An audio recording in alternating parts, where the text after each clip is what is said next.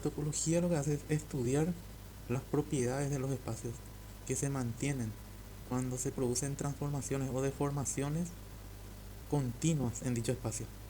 Pero primeramente podemos definir qué es un espacio topológico. En general, qué es en matemáticas un espacio. Cuando hablamos en matemáticas de un espacio nos estamos refiriendo a una estructura de elementos que en principio no son un sistema. Por ejemplo, una estructura algebraica podría verse como un conjunto no vacío y una, y una aplicación o u operación. Por ejemplo, el conjunto de los números enteros y una operación de la suma. Es una estructura que forma un espacio, que es un espacio algebraico, que es un grupo. En el caso de las estructuras topológicas, tenemos la unión, digamos, de dos elementos que son un conjunto y una clase, en este caso. Una clase en la teoría de Zermelo-Fraenkel, la teoría de conjuntos de Zermelo-Fraenkel, es un caso más generalizado de lo que son los conjuntos. Los conjuntos son clases, pero clases más restringidas, las llamadas clases definidas. Los conjuntos son clases definidas, es decir, son colecciones de objetos bien definidos. En cambio, las clases propias son clases más grandes que no se puede decir que son conjuntos. Por ejemplo, el conjunto de todos los conjuntos es una clase propia, pero no es un conjunto. Como se demuestra en la paradoja de Russell, la clase definida de esta forma, que es el conjunto tal que X es un conjunto. Esto no es un conjunto, pero sí es una clase. O por ejemplo, la clase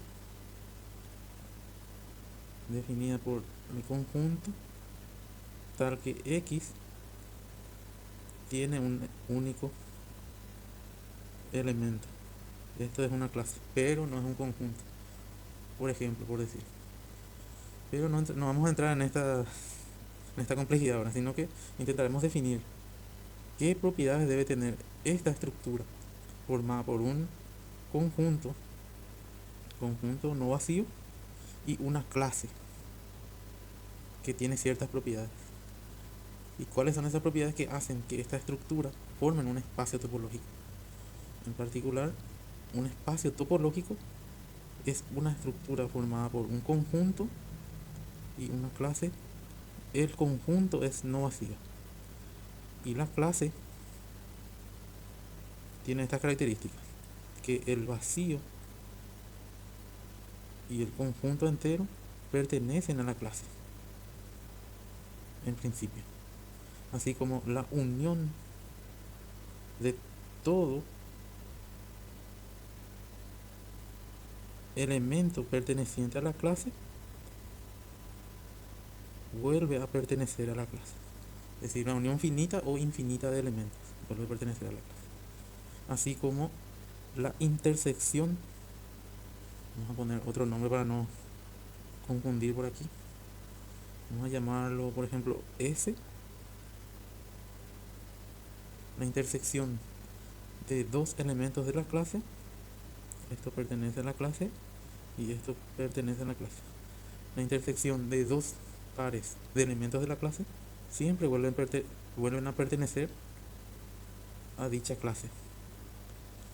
Y con estas condiciones ya tenemos conformado nuestro espacio topológico. Es así de simple, esto es un espacio topológico. Ejemplos de espacio topológico: tenemos el espacio topológico trivial, por ejemplo, el espacio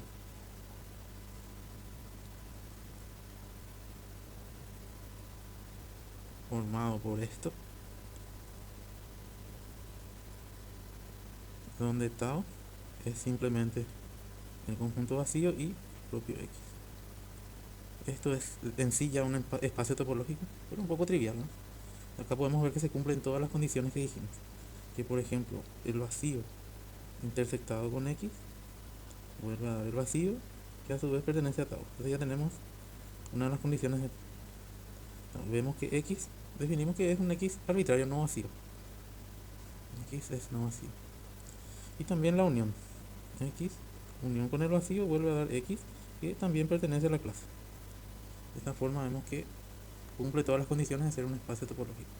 Después podemos ir viendo otras cosas más interesantes.